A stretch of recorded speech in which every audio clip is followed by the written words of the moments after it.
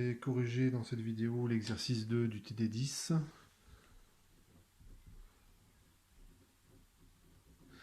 Cet exercice il ressemble à l'exercice avec la remorque qui est traitée par une voiture. Donc la différence, ça va être que le chien, là, c'est le point M. Le maître se déplace à vitesse constante V0. Je vais faire le schéma dans un instant. Mais il est déjà dans l'énoncé du TD. Et donc le chien, il peut se rapprocher ou s'éloigner du maître. Ça dépend, on va certainement qu'il va se rapprocher, puisqu'il va plus vite que le maître qui marche.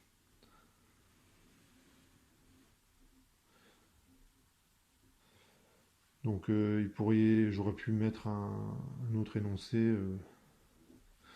C'est quelqu'un qui est poursuivi, une proie qui est poursuivie par un prédateur. Ou, vous voyez, on peut le formuler de plein de façons différentes, cet exercice-là. Donc ici on a le maître, ici le point A, qui se déplace à la vitesse supposée constante V0.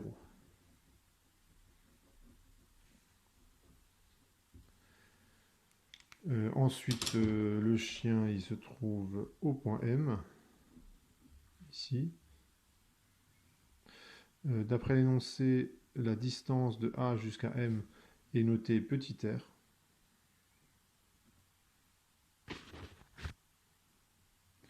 Ensuite, ce qu'on vous dit, c'est que le chien se déplace à une vitesse V. Donc ça, c'est la vitesse vue par un observateur extérieur. Donc quelqu'un qui regarderait la scène de l'extérieur, là, ce qu'il voit, c'est que le chien, il se déplace toujours vers son maître. Donc il se dirige vers le point A. Ensuite, vous avez E de R qui est comme ceci. Le vecteur Eθ qui est comme ceci. Et l'angle θ, il est ici, évidemment. Donc quand θ augmente, lorsque θ augmente, je me déplace bien suivant Eθ. C'est une petite vérification qu'il faut faire à chaque fois, pour être sûr de ne pas se planter. Que Eθ, il est orthoradial, mais il est bien dans ce sens-là, dans le sens des θ croissants. La première question, si on vous demande de vous placer dans le repère du maître. Donc vous imaginez, là vous déplacez, puis vous regardez votre chien qui se déplace vers vous. Donc ce que vous allez voir, c'est comme le chien il va plus vite que vous, ce que vous allez voir c'est que le chien il se rapproche de vous. Donc il y aura une composante de la vitesse suivant E de R. Mais le fait qu'en même temps qu'il se rapproche de vous, vous vous déplacez, l'angle θ il va changer, il va tendre vers 0. C'est suggéré dans l'énoncé, parce qu'on vous donne la trajectoire du chien, qui va être à peu près comme ça. Et donc θ il diminue. Donc ce qu'il faut comprendre là, c'est on vous demande simplement de ressortir l'expression de l'accélération en coordonnées cylindriques. Tout simplement. Et donc c'est ça qu'il faut comprendre. Donc j'écris la formule que j'ai longuement commentée en cours. C'est R point suivant E de R. R point est négatif, le chien se rapproche du maître. Donc on a bien une composante de la vitesse suivant moins E de R. Suivant la composante orthoradiale, c'est Rθ point suivant Eθ. Je l'écris la composante de la vitesse suivant Z, mais je m'empresse de dire qu'elle est nulle. Le chien il reste le maître soit au niveau du sol, donc il ne se passe rien, suivant l'axe des Z qui est vertical. Alors il y a une chose que j'ai pas mis, c'est le chien, le point de départ, les conditions initiales. C'est le chien se trouve à une distance D du point O et le maître certainement qu'il est au centre du repère. Ça on verra après. Donc voilà la réponse à la première question. Deuxième question. En déduire la vitesse du chien par rapport au référentiel terrestre. Alors ici j'ai mis V mais je ne devrais pas mettre V. Je vais mettre V étoile. Et V étoile. CD2 AM. sur D de t. D'accord? Sinon, je réponds pas à la question. Question 2, je vous demande la vitesse, enfin on vous demande cette fois-ci la vitesse dans le référentiel terrestre. C'est-à-dire que vous avez un observateur qui lui est fixe et qui regarde la scène. Donc il voit non seulement le maître qui se déplace, mais il voit aussi le chien qui se déplace vers son maître.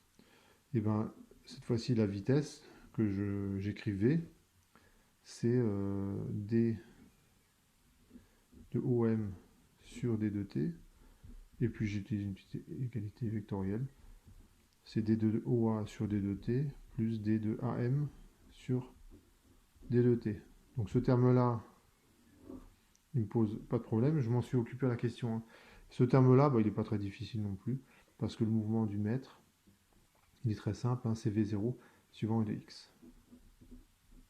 Donc ça donne ça. Plus, bon, j'écris D de AM sur D de T. Donc c'est en fait, je pourrais aussi réécrire ça. Et ce que je vous demande, ce qu'on vous demande dans la question, c'est de projeter, de donner les composantes suivant E de R et suivant Eθ. Donc il faut projeter V0 suivant E R et Eθ. Donc ce que je vais faire, c'est, je vais reproduire une partie du schéma. E de R, il est comme ça. Eθ, il est comme ça.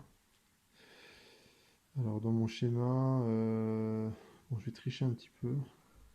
Sinon je vais avoir V0, il faudrait que je le fasse comme ça.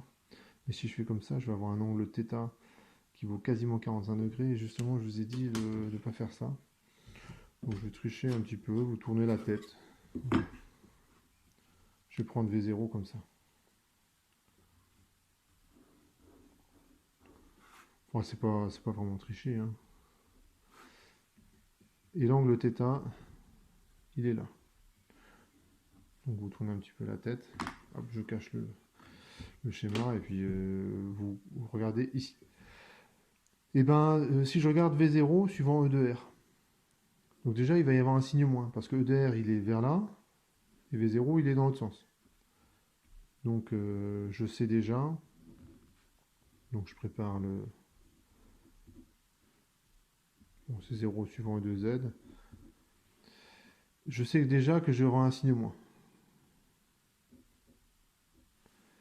Et je sais aussi que je vais avoir un cosinus θ. Hein, je vois que la projection de la vitesse suivant E de R, donc pour faire la projection, il faudrait... cette fois-ci, il faudrait que je prolonge ici l'axe et que je projette. La projection, elle est là. C'est de là jusqu'à là. Ouais, c'est suivant moins E de R. Donc c'est un cosinus θ. Ici, c'est cosinus θ. Si je regarde V0 suivant Eθ, donc V0 c'est là, Eθ c'est là, ils sont, cette fois-ci ils sont dans le même sens. Donc la projection, elle est positive et elle est plutôt petite. Donc c'est plus V0 sinus θ. Je recopie l'expression de la vitesse R point suivant E de R, Rθ point suivant Eθ, Z point, bon je l'écris mais en fait ça sert à rien. Et j'ai répondu à la question. Donc la vitesse, c'est moins V0 cos θ plus R point, V0 sinus θ plus R θ point. Ça c'est suivant E de R. Ça c'est suivant Eθ. Et donc ça répond à la question 2. Passons à la question 3. Je vais donner une autre expression de la vitesse. Donc là, il suffit simplement de regarder le schéma.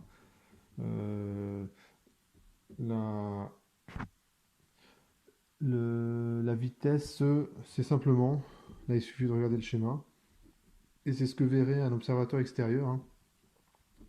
Il voit le chien qui se déplace toujours vers son maître. Ben ça donne cette équation-là, si je la traduis en équation.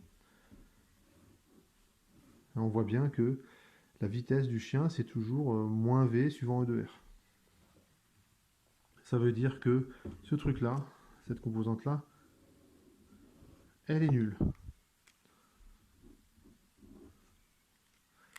Et cette composante-là,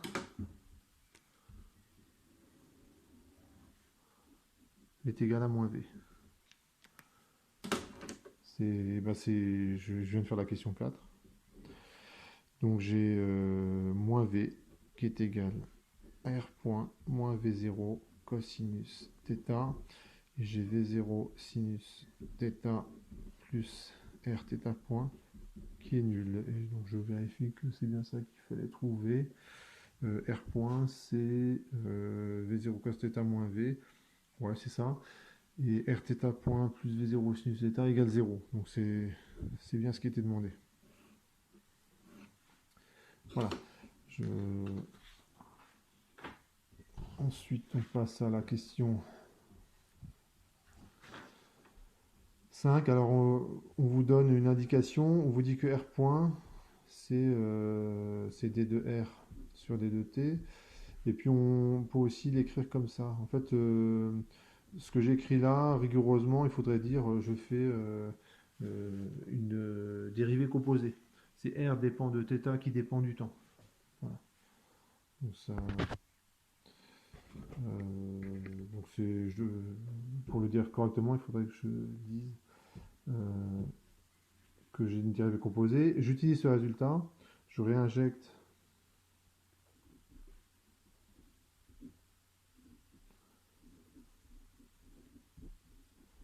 ça c'est R point, et R point c'est V moins V0 cosinus θ. Et donc en faisant cela, et θ point, vous avez, que je retrouve ici, hein, ça c'est θ point. Θ point ça vaut quoi? Ça vaut moins V0 sinus θ sur R. J'utilise cette équation là. Là j'ai remplacé R point ici par ce truc là. Ça me donne cette équation là. Et il faut forcément que j'utilise l'autre équation. J'isole θ point. Ça fait moins V0 sinus θ sur R. Donc je laisse le détail des calculs à faire. Et donc ça donne D de R sur D de θ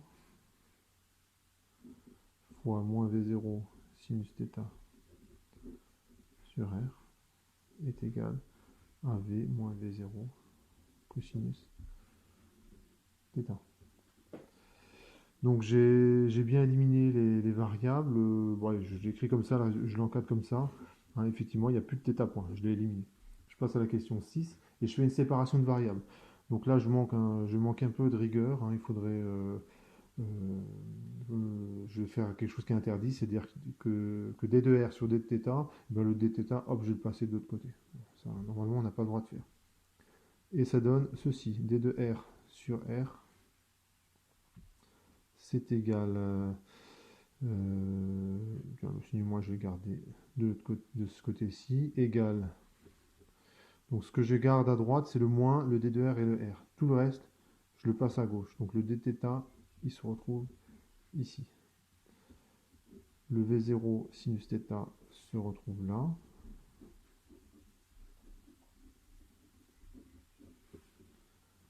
On a ceci.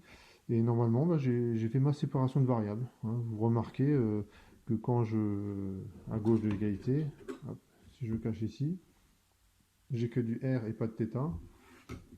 Et si je regarde de l'autre côté d'égalité, j'ai que du θ et pas de R. Et des termes constants, V0 et V, ça c'est des constantes. Donc j'ai fait ma séparation de variables.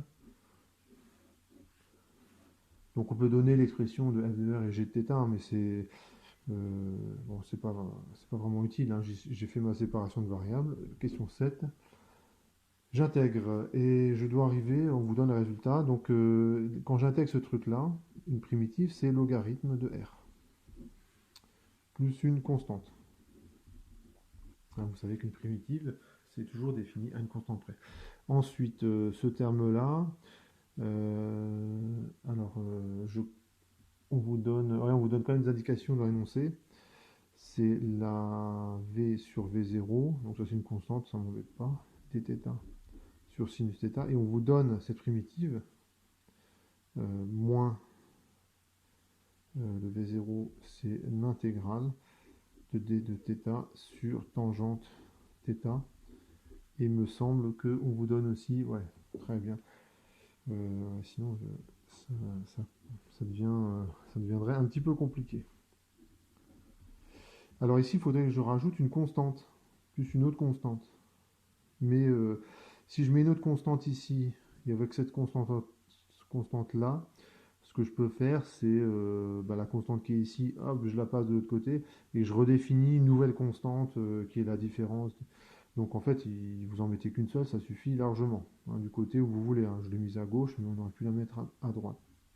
Là, j'utilise les indications de l'énoncé, donc c'est V sur V0, l'intégrale de dθ sur sinus θ, c'est logarithme de tangente de θ sur 2, moins la primitive de d de 1 sur tangente θ, c'est logarithme de sinus θ. Je vérifie qu'il n'y a pas d'erreur, ouais.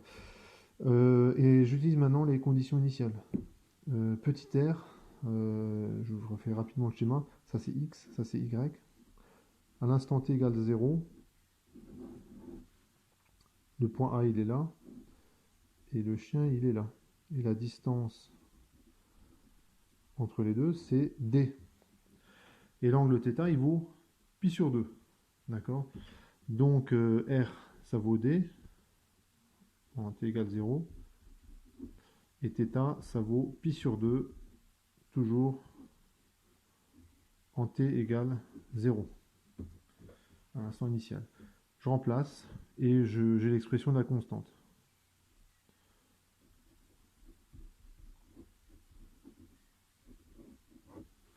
Donc ça fait moins logarithme de d plus la constante. C'est égal à v sur v0 logarithme de tangente de pi sur 4. Tangente de pi sur 4 ça vaut 1. Logarithme de 1 ça fait 0. Hop. Donc ça va. Moins logarithme de sinus de pi sur 2. C'est logarithme de 1. Donc bon, je l'écris, mais ça fait aussi 0. Donc en fait tout ça, ça fait 0. Et la constante, ça vaut logarithme de d. Logarithme népérien de d. Donc j'ai déterminé la constante, je remplace. Et tout calcul fait, donc là j'accélère un petit peu, ça fait logarithme de r sur d. Ça fait logarithme de sinus θ moins v. J'ai changé le signe à droite. Hein. Le signe moins qui est là, je l'ai passé de l'autre côté. Donc ici un moins et là maintenant il y a un plus. Tangente θ sur 2. J'utilise les logarithmes. Donc là, à ce moment-là, il faut y aller doucement parce que on fait facilement des erreurs de calcul. Hein, donc je vais ralentir un petit peu. Hein, le logarithme de r sur d. C'est j'absorbe les deux. Donc ça devient un exposant de tangente θ sur 2. Et avec le signe moins, ça va finir au dénominateur. Donc ça fait logarithme de sinus θ. Et ici, j'ai tangente θ sur 2, exposant v sur v0. Et donc, moi je vais quand même vérifier le résultat. Ouais. Et cette fois-ci, je prends l'exponentielle de ce truc-là. Et donc, ça donne r égale. Donc, ça ici, je prends l'exponentielle. Hein. Ça fait r égale d sur. J'ai un petit problème. C'est que le sinus θ il devrait être au numérateur.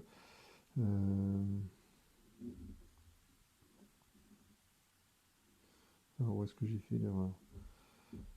J'ai dû faire l'erreur de signal, elle doit être au-dessus.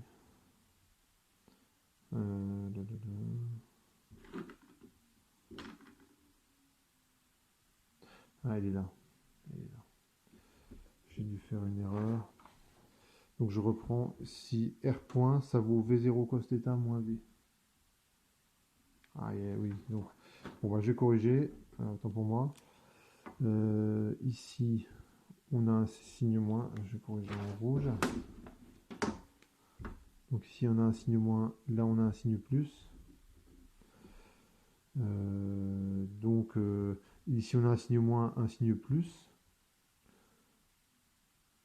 Donc ce que je peux faire pour pas trop modifier ce que j'ai fait, là j'ai un signe plus, là j'ai un signe plus, là j'ai un signe plus, là c'est plus.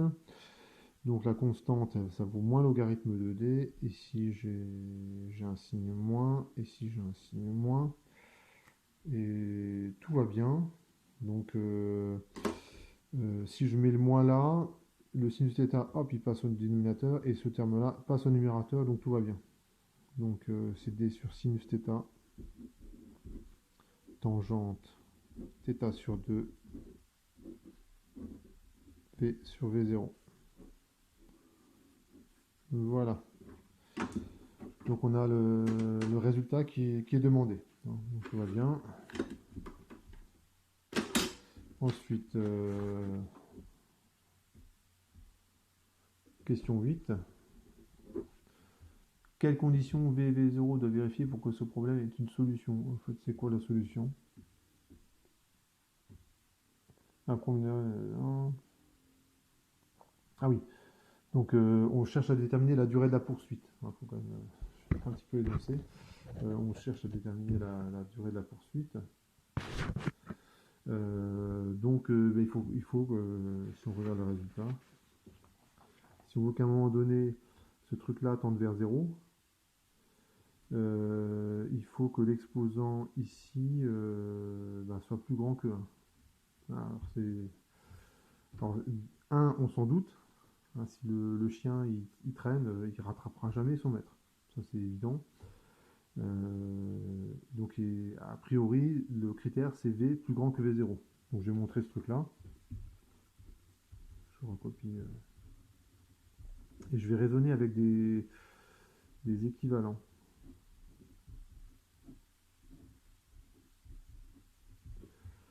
Θ va tendre vers 0. Hein, c'est comme la remorque, l'exercice de la remorque où elle s'aligne derrière la voiture. Θ tend vers 0. Et bien un équivalent de sinus θ, c'est θ. Un équivalent de tangente de θ sur 2, c'est θ sur 2. Et un équivalent, je garde l'exposant. Donc un équivalent, alors je l'ai écrit comme ça, je ne connais pas les notations que vous utilisez en mathématiques, donc je l'écris en toutes lettres. AD sur θ, θ sur 2, exposant V sur V0. Donc le 2, je m'en fiche, le D, je m'en fiche. Je vais juste regarder les termes.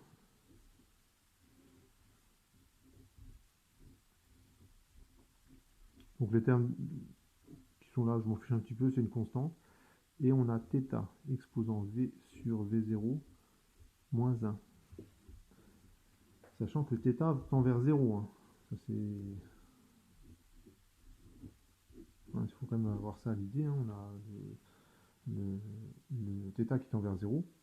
Donc ce truc-là va tendre vers 0 si l'exposant ici est plus grand que 0. Enfin, si ici j'ai un exposant négatif, ça va tendre vers l'infini. Hein, et c'est normal, hein, si le chien il est plus lent que son maître, il ne le rattrapera jamais. Donc V sur V0 moins 1, ça doit être positif. Donc V sur V0 moins 1 doit être positif. Donc V supérieur à V0 pour avoir une solution. Donc la solution, c'est-à-dire qu'on peut déterminer un temps de poursuite. Ça prend un certain temps pour que le chien arrive au niveau de son maître. Donc le critère c'est là. C'est un critère, d'un côté on n'a pas besoin de faire tout ça pour le savoir. Hein. On trouve un résultat quand même assez évident. C'est-à-dire, donc quelle est la valeur de θ? Et bien θ ça tend vers 0. Alors On pourrait quand même le montrer. Comment est-ce qu'on pourrait montrer ce truc-là?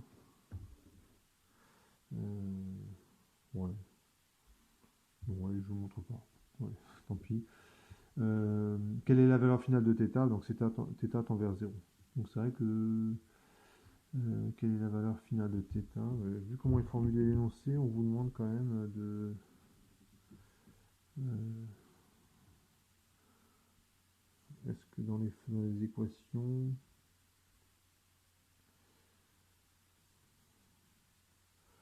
ouais, bon, il est possible que dans la suite, on ait une équation qui permette de montrer que θ tend vers 0. Moi, je considère que dans cette question-là, c'est évident. Bon.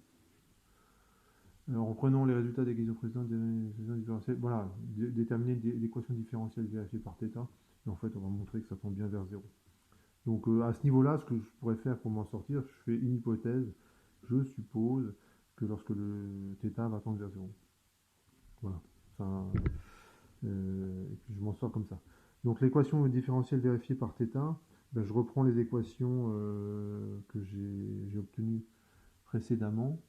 Donc je les recopie. On a R point qui est égal à V0 cosinus θ moins V.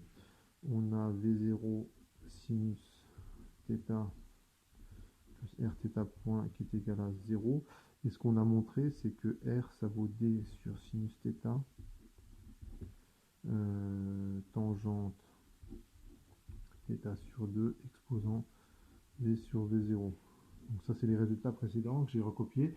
Qu'est-ce que je peux faire? Bah, si je réinjecte là-dedans, j'ai que du θ. Et j'ai mon équation différentielle en θ point. Bon, bah, je fais les calculs. Donc ce que je vais faire, c'est que je prends ce terme-là et je le réinjecte là-dedans. Et donc a priori, cette équation-là, elle ne sert à rien. Donc ça, c'est inutile. Donc pour cette question. Donc ça me donne V0 sinus θ plus D sur sinus θ tangente θ sur 2. Voilà, que de calcul pour juste un chien qui suit son maître. Mon Dieu. Et quand on regarde cette équation-là, donc je pourrais la remanier un petit peu. Hein, je pourrais multiplier par sinus θ et du coup ça me fait un sinus carré θ. Mais bon, je la laisse comme ça. On a que du θ et des choses connues. Donc on a bien une équation différentielle en θ. Et donc j'ai bien répondu à la question. Et maintenant, je veux le temps de la poursuite. Alors le problème, c'est que quand on regarde cette équation, donc, et on va faire confiance au concepteur du sujet, hein, si vous a demandé à la question 9 les quadifs, c'est qu'a priori, ça va vous servir à la question 10. Donc le problème, c'est que quand vous regardez l'équation différentielle, il manque l'essentiel, c'est-à-dire le temps. Là, on vous demande un temps, et puis je regarde l'équation différentielle, mince, il n'y a pas le temps. Et ben c'est pas grave. C'est pas grave, en fait, il se cache là-dedans. Θ point, je vais dire que c'est d de θ sur d de t. Et ce que je vais faire, c'est isoler d de t. Donc je remplace. Alors je remplace, je multiplie par toute l'équation par sinus θ. Comme ça me fait disparaître ce dénominateur. Θ sur 2 et sur V0. d de θ sur d de t égale 0. Et j'isole d de t. Alors ça me donne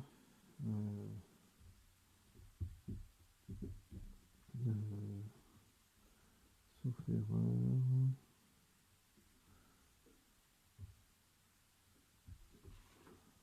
Ouais, pas que je fasse d'erreur de signe, ouais, c'est ça.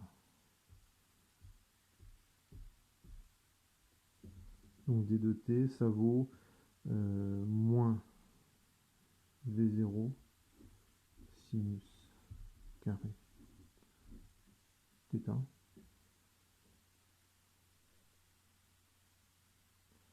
C'est bien ça. Non, là j'ai trop vite dans les calculs. J'essaye de faire des calculs de test, c'est pas bien. C'est le meilleur moyen de se planter. Donc je passe le terme de l'autre côté, il y a un moins. Le d de t passe au numérateur. Bon, allez, je détaille les calculs. C'est plus simple. Donc, je mets un moins ici. D tangente θ sur 2 et sur V0. D de θ sur d de t. Le d de t qui est là, hop, je le passe ici. Et le terme qui est là, je le passe en dessous. Donc, et du coup, j'ai bien isolé d de t. Donc ça fait d sur V0 sinus carré θ avec un moins. Donc, ici le d, hein, c'est bien une distance, hein, ne pas le confondre avec le d du d de θ, hein, qui a carrément un autre sens. Hein. Un d de θ, c'est la petite variation de θ. Donc ça fait tangente θ sur 2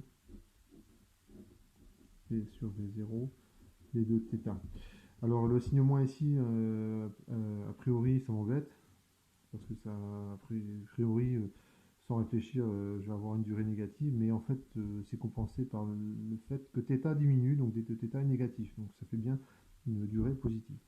Ensuite, j'intègre, et je mets les bornes de l'intégrale.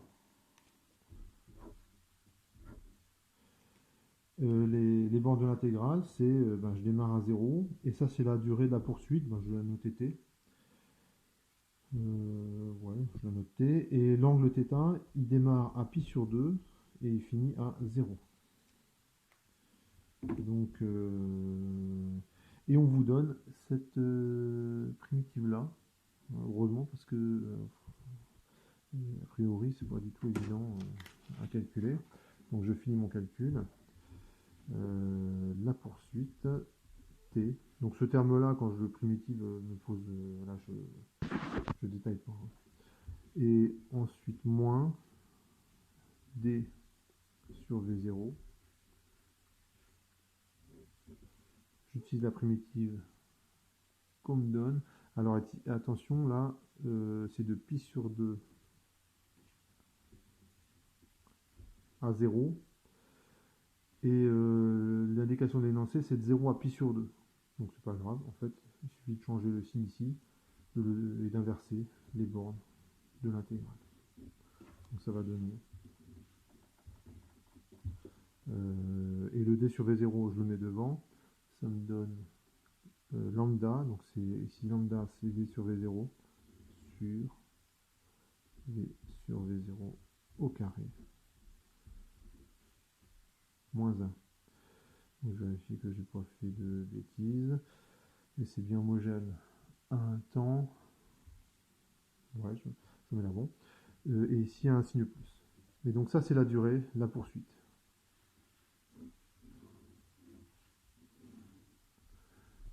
Et ah bah c'était noté tout. C'était noté tout. Voilà.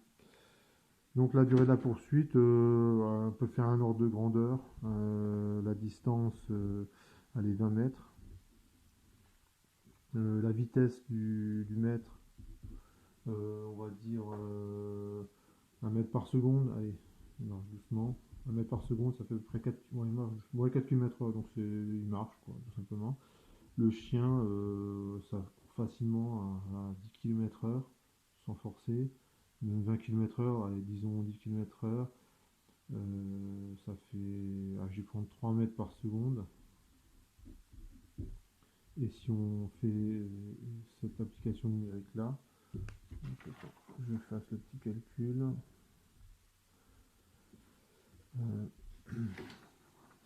Donc D égale 1 mètre, V égale 3 mètres par seconde, V0 5 mètres par seconde. Et si on fait D divisé par V0 fois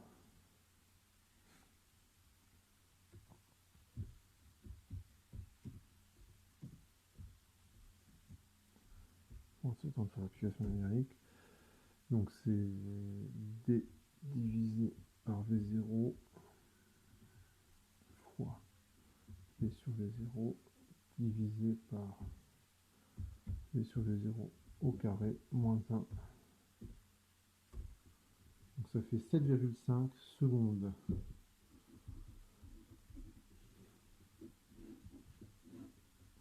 Voilà.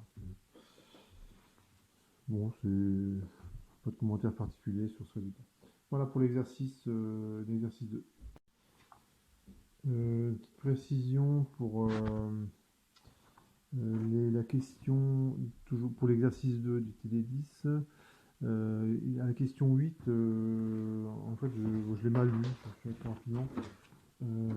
La question, quelle est la valeur de θ lorsque le chien rejoint son maître? Et donc je refais la question 8. Et ben c'est toujours θ égale 0. À quoi je vois ça?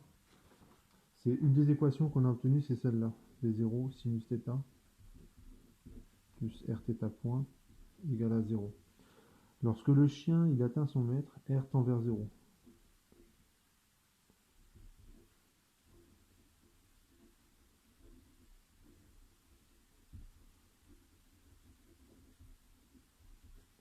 Lorsque le chien atteint son maître. Et ben la seule solution possible, c'est que θ il vaut 0 dans ce cas-là. En fait, chaque fois que le chien il atteint son maître, θ vaut toujours 0. Et du coup, ça justifie le raisonnement que j'ai fait. C'est-à-dire que V sur V0 moins 1 doit être plus grand que 0. Voilà.